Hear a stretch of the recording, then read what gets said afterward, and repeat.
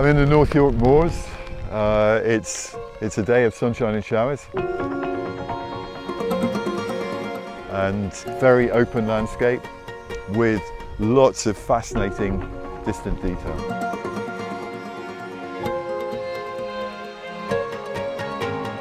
I have the 150 to 600 on the camera, which is a great lens for picking out distant details and juxtaposing things that are often quite far apart in space.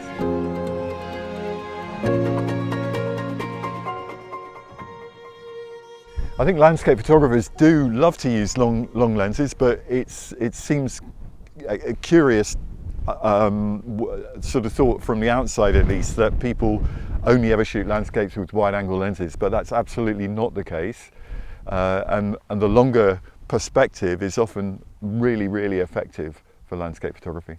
This location works well for telephotos because what's happening in the distance is the hillsides are a mixture of grazing and trees and open heather moorland, which creates wonderful texture and pattern. And the long lens allows me to position myself, move around, change the shape of the subject in relation to another, so the trees in particular, which are very much the focal point. And that makes it a really interesting way of exploring those elements of the landscape. At the moment, as I'm looking at the scene, it's really flat because it's overcast and the sun is behind clouds throughout the scene. But every so often, the cloud opens up, and when it does so, these amazing shafts of strong sunlight coming through, and they really animate the hillsides, create strong shadows and interesting highlights, and that light and shade really just brings it to life.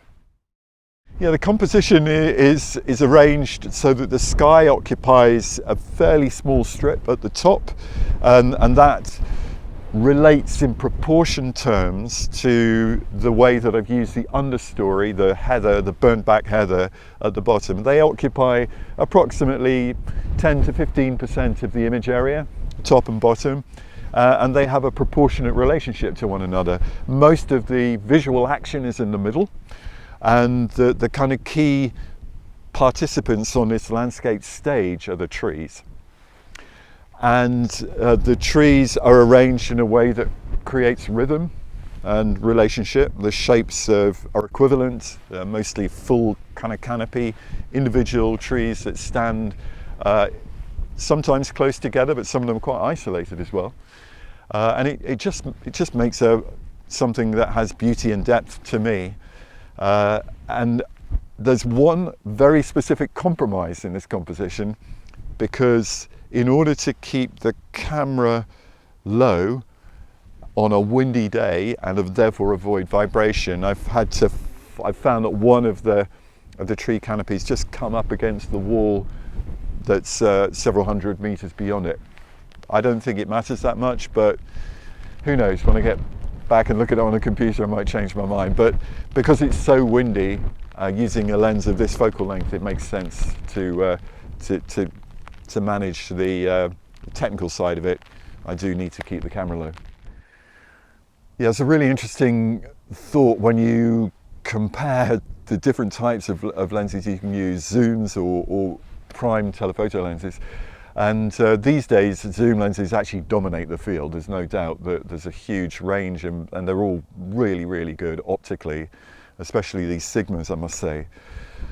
But there is something appealing about using a prime lens as well, partly because the prime lenses that are available tend to be significantly faster than the zooms, and they're optically close to perfection, which is also appealing. Having said all of that, zooms are terrific. They allow you to frame the scene very accurately, and you can pick your spot where it creates the right perspective, and then just zoom to crop exactly as you see the picture unfolding. So there are pros and cons with both types, and I enjoy using both.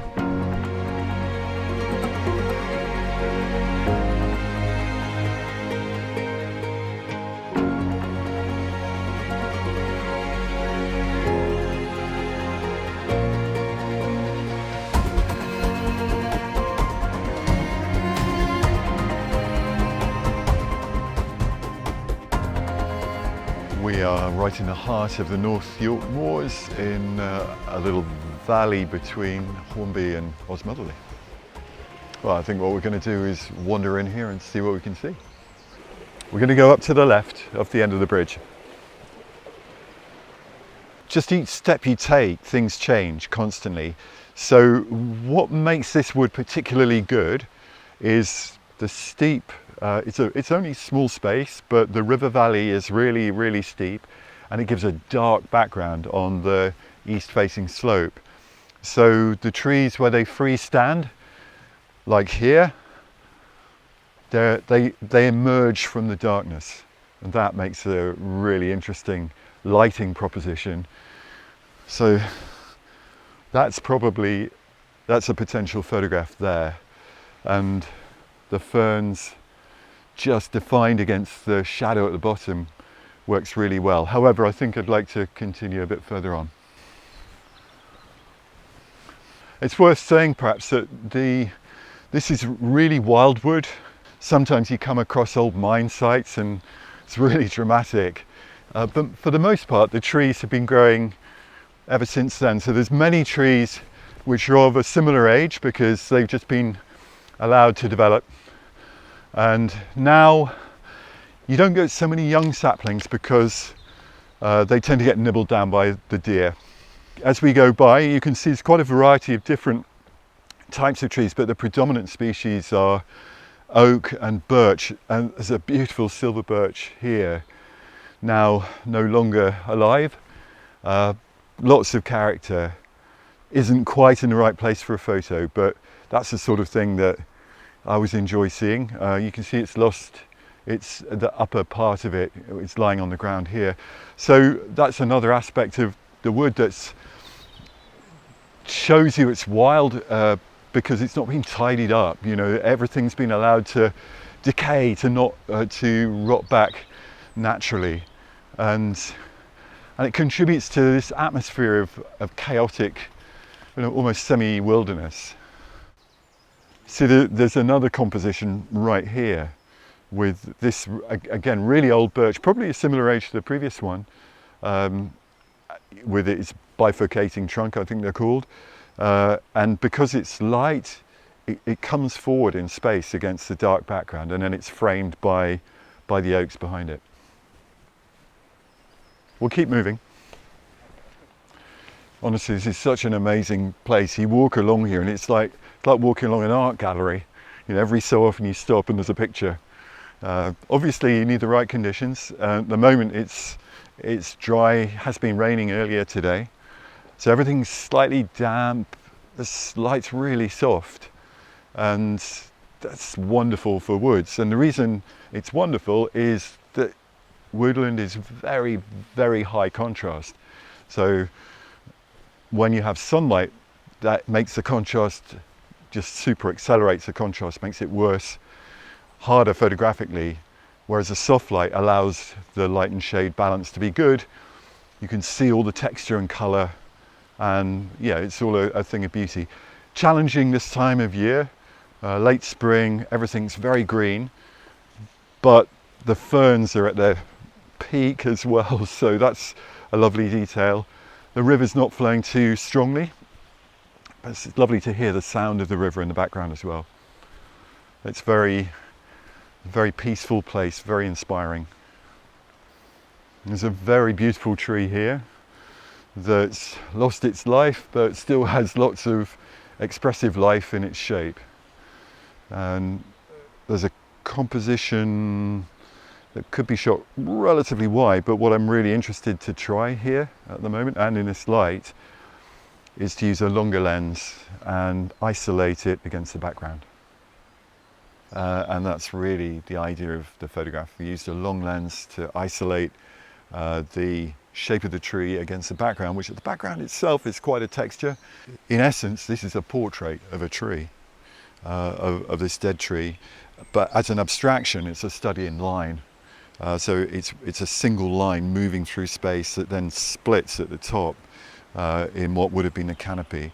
And I suppose that from a kind of aesthetic stroke creative point of idea, at least, it's a it's a study in energy and the remnant energy of a tree.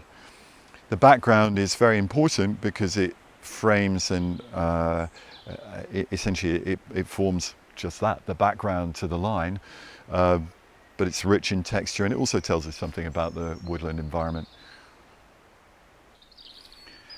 From almost exactly the same spot, just a tiny bit further forward, I've switched to the 85 f1.4 art, and the beauty of this is that I can frame that lovely tree in almost the same way, but now I have a whole left-hand side horizontal, but again, very fast lens, so I have the opportunity to try using drop focus to see how that's going to work. And because I always find it easier to judge those sorts of end results on screen on a computer, I will actually experiment and try a number of different apertures, including f1.4 wide open.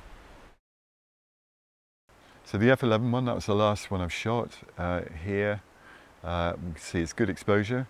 If I go into 100%, jump into 100%, and just start off on our main tree on the right hand side, super sharp, but you can see now that the leaves behind above the river are quite crisp at f11. If we come across to the birch on the left hand side, which occupies quite a bit of the image area, it's falling off, it's softer, but there's lots and lots of actually very usable detail into, at least at normal print sizes. I mean, 100%, that's a huge amount of enlargement. So that's one way of making this work, I think. In essence, the emphasis is still on the right-hand tree, but now there's a sort of geographic record quality about it. But if we were to go to the f1.4 version, and actually you can't really see any vignetting or anything either.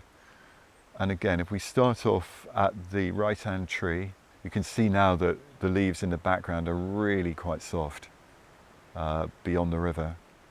And then as we scroll across, there's one tree that's on the same plane, just sort of partially hidden there behind those leaves, same plane as the right-hand tree.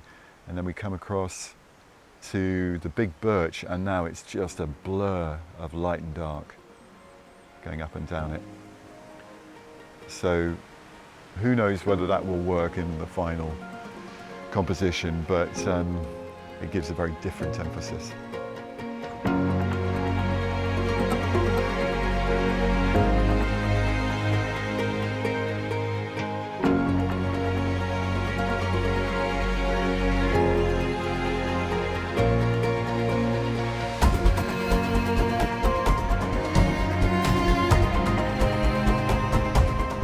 This is Sutton Bank, which is widely regarded as the greatest view in England, or at least it was by James Herriot, the writer. And I think most people in North Yorkshire would agree. It is an absolutely fantastic view. It's a huge, wide vista, so you might imagine that a wide-angle lens would be the right lens, but actually it's a great place to shoot with a really long lens because of the wealth of detail, which actually is also a long way away. And the beauty of using the 150 to 600 is that you can pick out these shapes and patterns that you wouldn't otherwise perhaps be able to emphasize so well. Certainly you wouldn't with a wider lens, or indeed with your own eyes. So yeah, you can see more with this type of lens than you normally ever would. And I've just been able to sit down and look around and pick out different cameos, vignettes from within the wider landscape. And I've found two or three that I really like. So really the most important thing is to concentrate on one picture at a time, one composition, and wait for the light to get that lovely dappled light which conveys a feeling of depth. I think the most important thing really is the sense of design and pattern here. The great photography critic John Sharkowski said that the edges of the frame are like the cushion of a billiard table, and you're trying to keep the energy bouncing around inside. So this is a perfect place to exercise that idea, because the walls or the hedges of the field divisions come up as the corners very often against the edge of the frame, and you can use them as sort of diamond patterns within the frame. And that's one of the ideas I'm working with compositionally. So the composition is designed around the farmhouse in the bottom left, and then I think it draws across to the right hand side of the frame and then comes back again, and that's really the idea, is these sort of intersecting shapes through the space. In my favorite versions, there's a little bit of dappled lighting which works really nicely. It darkens everything down, creates some mood, and it also means that some trees are then lit against dark. So you get that feeling of space and depth. And in the far distance, there's a ridge, and the ridge has fields on, but also an area of woodland that defines its edge, and then beyond that you can just get a glimpse of the distant landscape.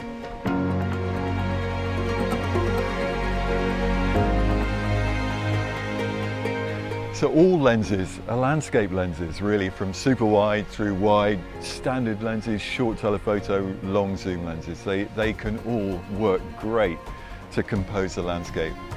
I think one thing I'd love to say, though, in summary, is that especially with the telephoto lens and the long zooms, is that in many ways it reflects the way that our brains work when we look around us at the world, and we often find ourselves looking into the distance thinking how beautiful or amazing and interesting it is. If you take a normal photo of that with your phone, for example, it diminishes it.